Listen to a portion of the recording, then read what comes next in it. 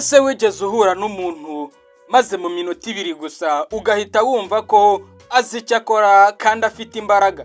Icyizere cy'ikirenga cyangwa confidence si ikintu abantu bamwe bavukana abandi bakabura, ahubwo ni umuco wubakwa buri munsi. Niba udafite icyizere imbere yawe biragora ko abandi bakikugirira. Uyu munsi tugiye kureba uburyo butanu bwo kubaka iyi mbaraga ituma uboneka nk'umunyembaraga. Icyambere ni uguhindura uko uhagaze, body language.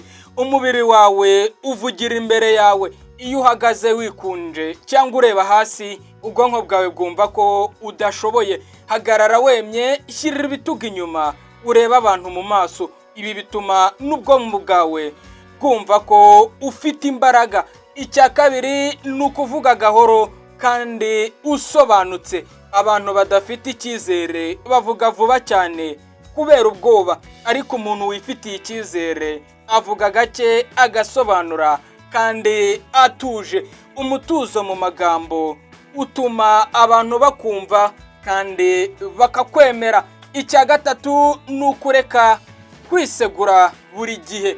Ntugahora uvuga mbabarira ku bintu bidakwiriye imbabazi. Iyo uvuga cyane mu kwicuza ugabanya agaciro k'ibyo uvuga. Vuga igitekerezo cyawe utuje kandi wizeye ko gifite agaciro.